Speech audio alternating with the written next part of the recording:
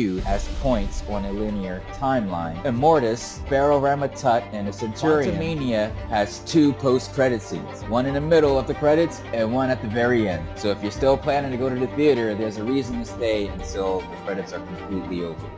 Hi, welcome to The Best Insight. I'm your host, Timothy Colbert-Kemp, aka The Amazing TK. Quantumania's post-credit scenes are one of the best entries in the Marvel Cinematic Universe as it connects to future projects and introduces new and exciting characters, namely Kang, and more Kang. Today, we break down the film's 2 post-credit scenes, one teasing the 2nd season of Loki, and the other showing how many flavors of Kang we'll have in the MCU's future. With these 2 post-credit scenes out there, what did we learn from them? Make sure to watch till the end to find out. 2023 has started quietly for Marvel fans, but everything changed with the release of the 31st film in the Marvel Cinematic Universe, Ant-Man and the Wasp: Quantumania. As this is Marvel's first project released in 2023, a lot depends on the new Ant-Man to set the stage for the upcoming series of movies. With Quantumania, the Marvel Cinematic Universe is entering a new era. Paul Rudd, Evangeline Lilly, Michelle Pfeiffer, and Michael Douglas return in the first Marvel Phase 5 movie, trading petty shenanigans for high-stakes action in the quantum realm. Jonathan Majors makes his official debut as villain Kang the Conqueror, a time-traveling, universe-jumping villain bent on causing havoc. Majors previously appeared in the Season 1 finale of Loki, playing an alternate variant of Kang known as He Who Remains. Even though Quantumania is focused on relatable, tiny heroes, it has big ambition. The film sets up the next few years of Marvel's storytelling, especially when it comes to its villain. This is not an Avengers film, so it's not as if Kang is going up against multiple Avengers, which we're looking forward to. He's going up against one. In my opinion, this particular Avenger, Scott Lang, is our most humble, our most human hero going up against essentially the biggest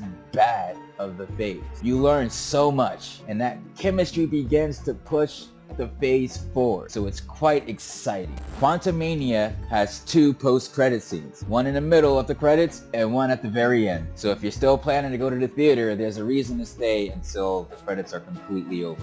The latest MCU movie turned out to be a pretty light adventure.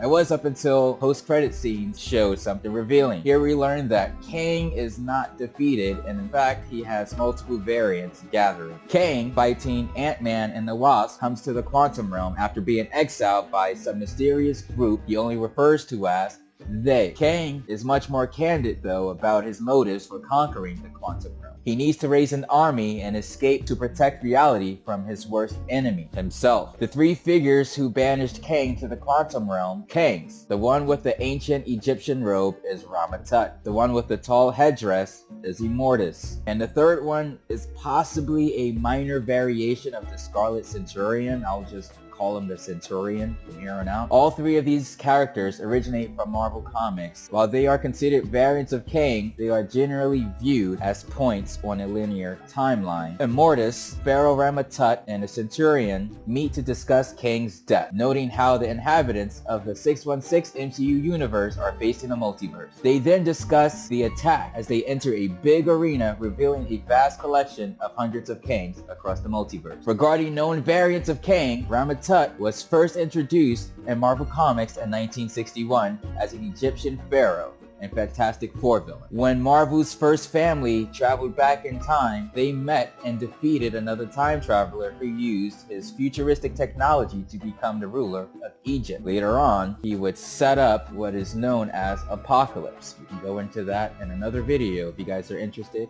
Comments below. Immortus, unlike the other variants of Kang, is less violent and more manipulative. Immortus works with the TVA, and the comics helps them against variants of himself. However, he is still an antagonist to the Avengers and the Fantastic Four. Loki used aspects of Immortus in the first season with He Who Remains, but the show's character version was not a direct adaptation. The end credit scene also effectively reveals the Council of Kang. In the comics, the Kang Council was led by the Prime Kang, who tricked Immortus into destroying all the other variants of Kang in the multiverse. The Loki Season 1 ending was essentially an inversion of that storyline, with Loki and Sylvie killing Kang, who controlled the timeline and spreading variants of him across the multiverse. That set the stage for the introduction of all these new Kangs. As for the Council of Kangs. In the credit scene of Quantumania, Immortus is positioned as the leader, which is slightly different and changes the group dynamic. There's no Prime Kang, and that's why it's different. Unless a futuristic version of Kang is a redesigned version, or he's another character in the end credits. And another change is that Immortus, he doesn't really work against his variant. As a result, the Kang Council will be different from the comic. Regarding their motives,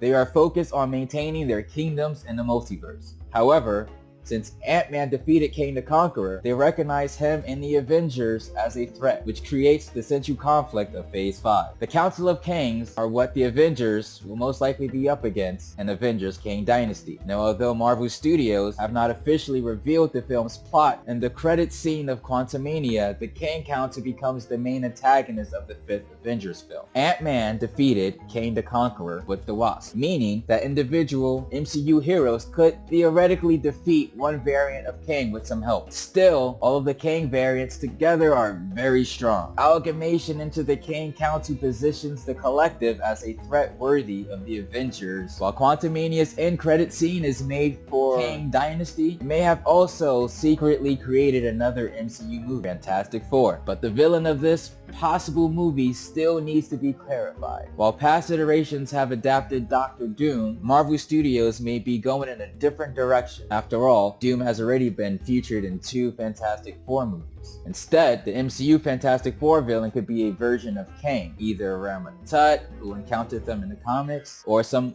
other variation. Since Fantastic Four is the last MCU movie slotted before Kang Dynasty, it makes sense to set the stage for the Avengers team correctly. The most logical way would be to include Kang as the main villain. I hope you enjoyed the video so far. If you do, make sure to hit the like button and subscribe buttons. Your support means the world and the multiverse to us.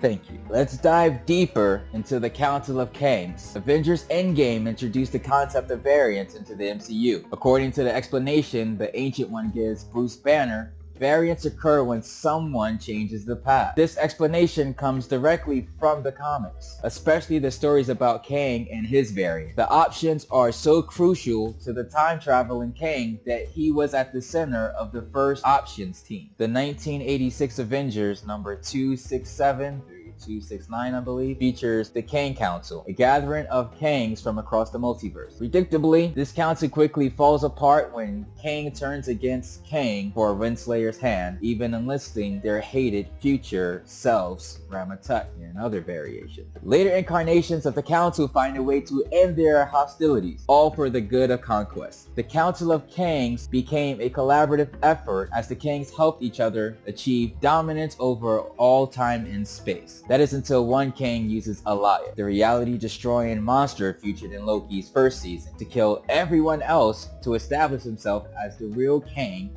and Renslayer's true love. Onto Quantumania's post-credit scene, Loki and Victor Timely. After the first mid-credit scene, we see another post-credit scene that appears to be a clip from the second season of Loki. In the clip, Loki and Mobius are watching an inventor named Victor Timely on a traveling roadshow in the 19th century.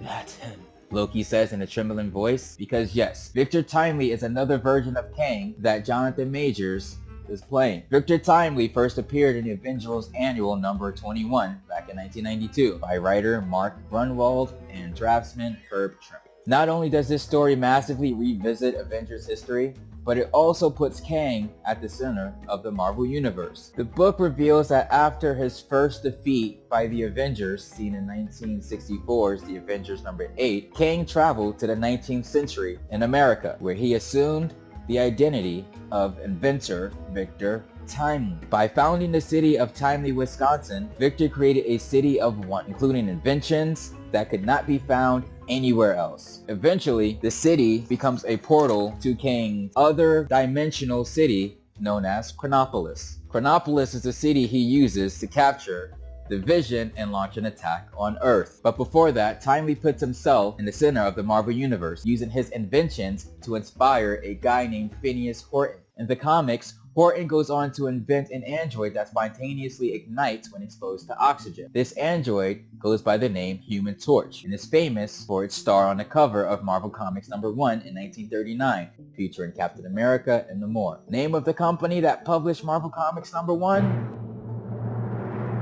Timely Comics. Marvel being meta by naming Kang a variant of Kang, Victor Timely. Couldn't be clearer from the short clip if Victor Timely will play such a massive role in the MCU. However, we can be sure that Kang or variants of him will be involved in Loki Season 2. Not just because Loki and Mobius will be after him. In the comics, Kang regularly showed one vulnerability, his love for Princess Ravonna Renslayer. You may remember that the Renslayer variant is Loki and Mobius's boss in the TVA, which means that Kang might want to test the love of his life. Renslayer played a vital role in the stories involving people called the Kang Trio. Now, what does this mean for the MCU? Quantumania begins with Scott Lang being pleased with himself for helping stop the Thanos threat, Infinity Saga. That ends with him fighting the nagging feeling that he only opened the way for Kang's return, if not the more powerful options the Conqueror had warned about. If only Ant-Man had some extra knowledge about the multiverse,